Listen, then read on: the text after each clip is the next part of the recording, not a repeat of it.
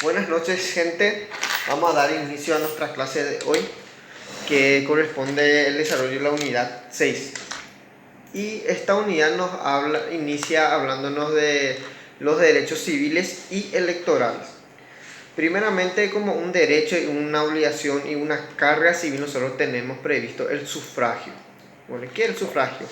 El sufragio es el acto material por el cual el pueblo ejerce el poder público por medio del voto, ¿sí? Es decir, que el pueblo tiene, por medio de las elecciones, ejercer su máximo poder durante los comicios, por medio del voto que le atribuye a los que sean los candidatos de su preferencia, ¿sí? Y con esto lo que conlleva optar por el futuro de nuestro país o de nuestro municipio conforme a la ideología del partido por el cual nosotros estamos votando. El sufragio es así como decimos, es el ejercicio material del poder público, ¿sí? Y las personas que acuden a este sufragio son los electores. ¿Y quiénes son electores en nuestro país? ¿Sí? Entiendan que electores es el término el término correcto que se le tiene que dar a los votantes, ¿sí? Votantes son electores. Bueno, son electores entonces todos los ciudadanos paraguayos radicados en el territorio nacional, ¿sí? Sin distinción alguna que hayan cumplido 18 años. ¿Qué pasa? Actualmente son electores todos los paraguayos aunque se encuentren residiendo en el extranjero, ¿sí? Esta normativa constitucional fue modificada por medio en el 2011, que vamos a ver un poquito más adelante, ¿sí?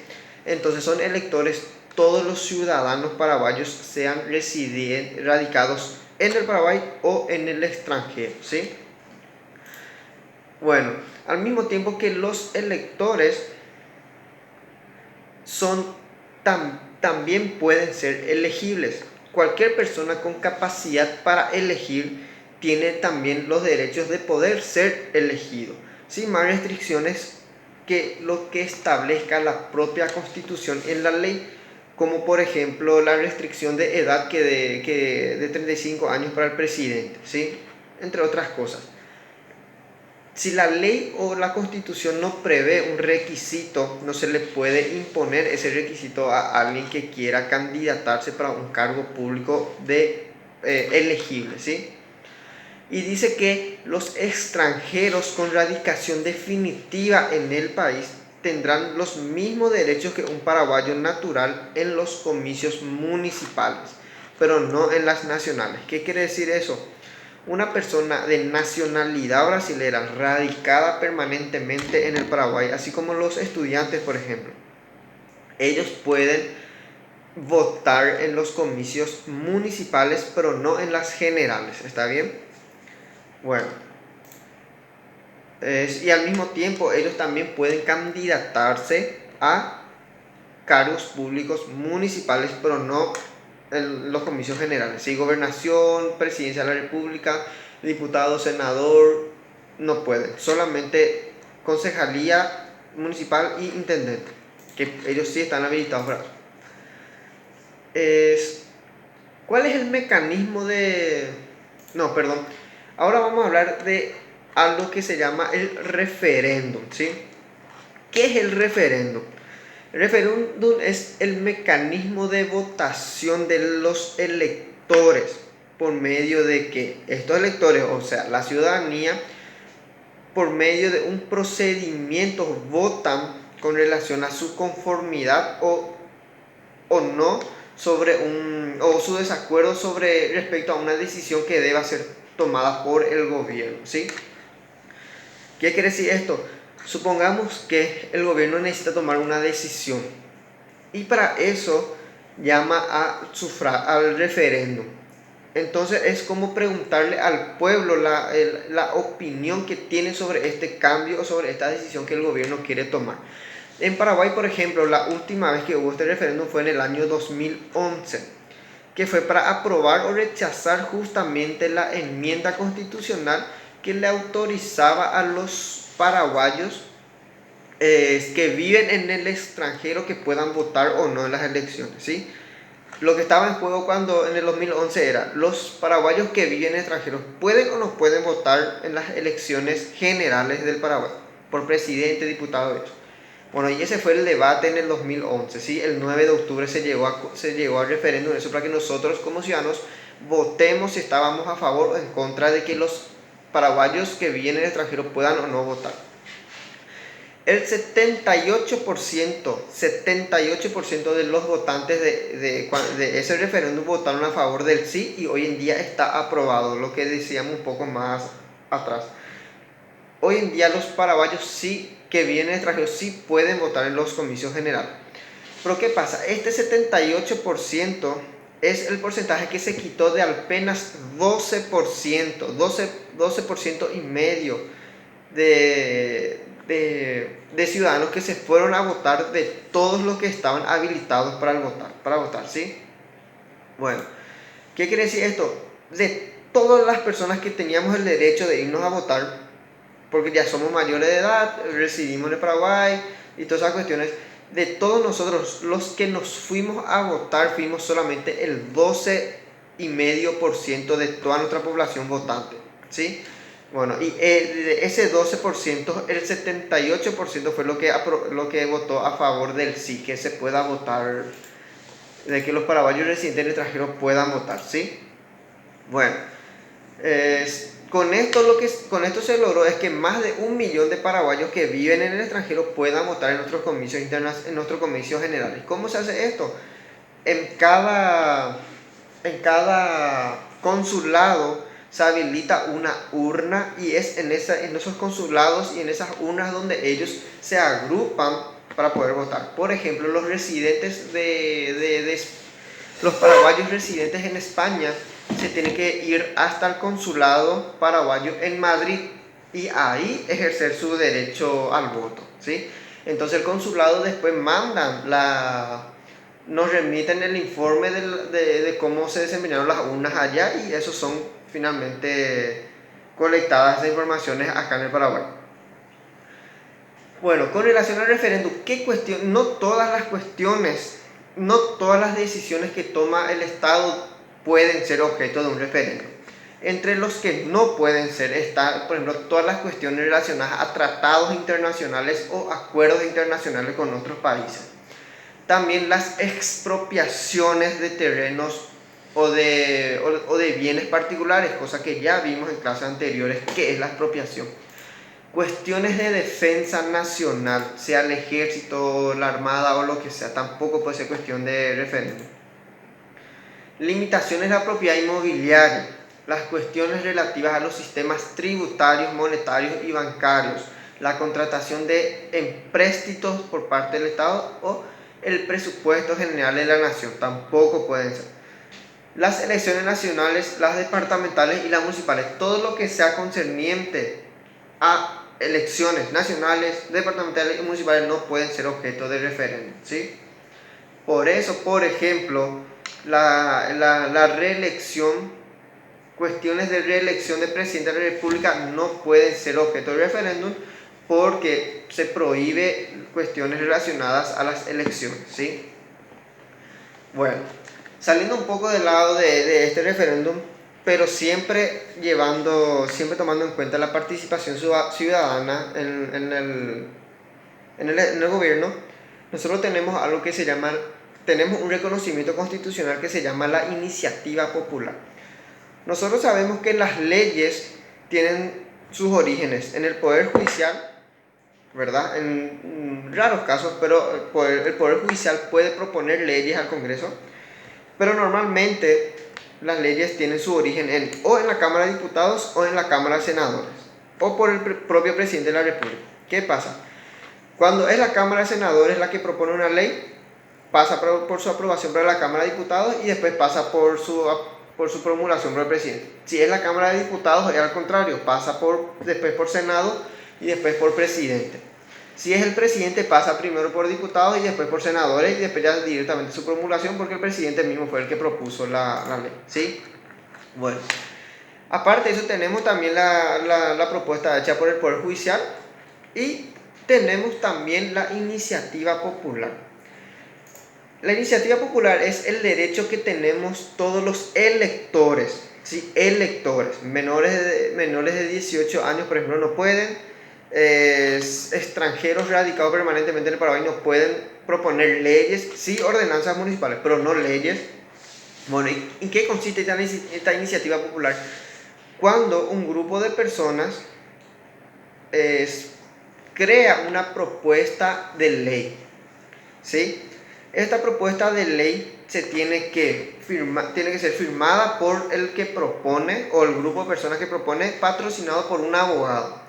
Esto se presenta en la justicia electoral y se solicita la habilitación de una mesa para que la gente se presente en esa mesa a firmar, así como dicen los brasileños, baixo assinado, dicen los brasileños. Bueno, recolección de firmas es para nosotros. Pero ¿qué pasa? Esta recolección de firmas se tiene que hacer solamente por medio de la mesa que habilita la justicia electoral.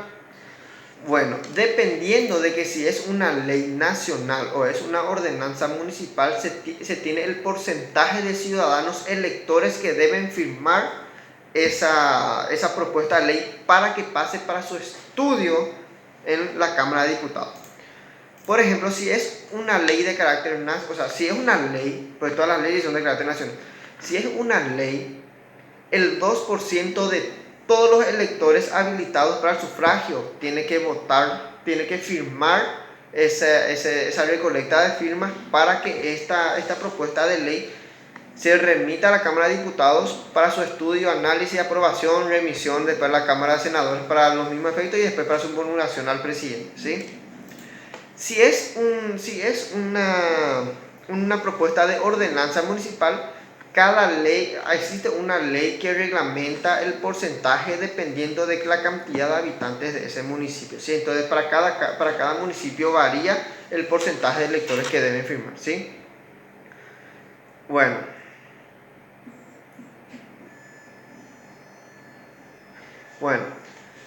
¿qué son los partidos políticos? Los partidos políticos son personas jurídicas. Ya hablamos también de quiénes son las personas físicas y quiénes son las personas jurídicas. Bueno, los partidos políticos son personas jurídicas de derecho público. Y ellos tienen que expresar el pluralismo social y también concurrir en la formación, o sea, acudir en la formación de las autoridades electivas, ¿sí? Y también a la orientación de la política nacional, departamental o municipal y la formación cívica de los ciudadanos. Cada partido debe tener su propia ideología, ¿sí? El partido liberal o el partido republicano, lo de izquierda, lo de derecha, lo del centro centro izquierda o centro derecha o como sea. Pero cada partido tiene que tener su ideología, ¿sí? Y esta ideología es la orientación política. Entonces lo que ellos tienen que hacer es enseñarle a la población en qué consiste la ideología de cada partido y que por medio de esta ideología ellos consigan adeptos, ¿sí? Y la ideología que más adeptos tiene es la que debería ganar las elecciones. Y sobre esta libertad de asociación, nosotros tenemos que todos los ciudadanos tienen derecho a asociarse libremente en partidos y en movimientos políticos, ¿sí? Nosotros podemos afiliarnos, podemos asociarnos cualquier persona, pero esto no se aplica a los militares, policiales y funcionarios del Poder Judicial porque son organismos que necesariamente deben tener un cierto principio de objetividad y que no pueden estar entrometidos en política, ¿sí? No puede haber una intromisión política en estas instituciones públicas, ¿sí? Bueno, estas personerías jurídicas pueden ser canceladas solamente bajo orden judicial, ¿sí? Bueno, después tenemos los deberes cívicos. El primer deber cívico obviamente es el cumplimiento de la ley. Y dice que toda persona está obligada a cumplir la ley. Nosotros lo que podemos hacer es criticar una ley. Lo que no podemos hacer es incumplir o predicar su incumplimiento o desobediencia, ¿sí? Yo como ciudadano común puedo criticar, puedo plagiarme, puedo hacer críticas razonadas, puedo hacer campañas para la modificación o derogación de esa ley. Pero mientras esté vigente, yo necesariamente tengo que cumplir y tampoco puedo hacer campaña para que los demás, la ciudadanía incumpla esa ley, ¿sí? Puedo hacer una crítica, puedo solicitar su derogación, pero no puedo incumplir ni incitar a su desobediencia. También nos habla, otro de los deberes es que como nosotros como ciudadanos debemos entender que en ningún caso el interés particular puede primar sobre los intereses generales de la sociedad. Todos los habitantes deben colaborar con el país prestando los servicios o desempeñando las funciones que son definidas como cargas públicas, ¿sí? ¿Cuál es una de estas cargas públicas que todos ciudadanos debemos cumplir? Es el servicio militar obligatorio, por ejemplo, ¿sí? Y esta obligación está prevista para todo paraguayo. Esta obligación, el servicio militar obligatorio consiste en prepararle a todos los paraguayos, a prepararles a ellos para una posible defensa armada de la patria. Ese es el objetivo del servicio militar obligatorio, que todo ciudadano paraguayo mayor de 18 años actualmente tenga la capacidad y tenga los conocimientos suficientes para poder defender al Paraguay en caso de un conflicto bélico, ¿sí? Este servicio debe ser cumplido con la más plena dignidad y respeto hacia las personas. Y en tiempos de paz, mientras no estemos en guerra, solamente puede durar máximo 12 meses o un año. Más que un año no puede durar el servicio militar obligatorio en tiempos de paz. Durante la guerra obviamente que va a durar lo que dure la guerra, ¿sí? Pero en tiempos de paz el entrenamiento del servicio militar obligatorio es máximo de un año. En un año se tiene que preparar, alistar o entrenar correctamente ya todos los paraguayos que posiblemente puedan servir para la defensa de la patria. Las mujeres no están obligadas bajo ninguna hipótesis a realizar el servicio militar obligatorio en tiempos de paz. Y en tiempos de conflicto armado o de conflicto bélico, estarán obligadas solamente a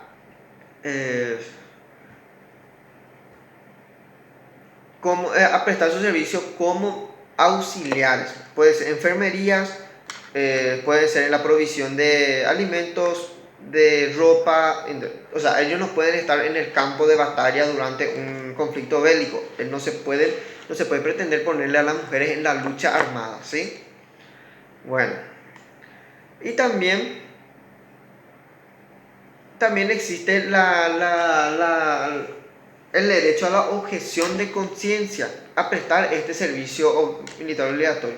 A las personas que quieran acudir a este derecho de la objeción de conciencia, ellos están en contrapartida obligados a hacer un trabajo social, ¿sí? Porque lo que interesa al servicio militar obligatorio, bueno, ya que no pueden hacer servicio militar obligatorio a favor del Estado, que por lo menos hagan un servicio social a favor de la comunidad, ¿entienden? Y existen leyes hoy en día que sí regulan ya la forma de vos hacer tu objeción de conciencia y cómo hacer este servicio social comunitario, ¿sí? Bueno.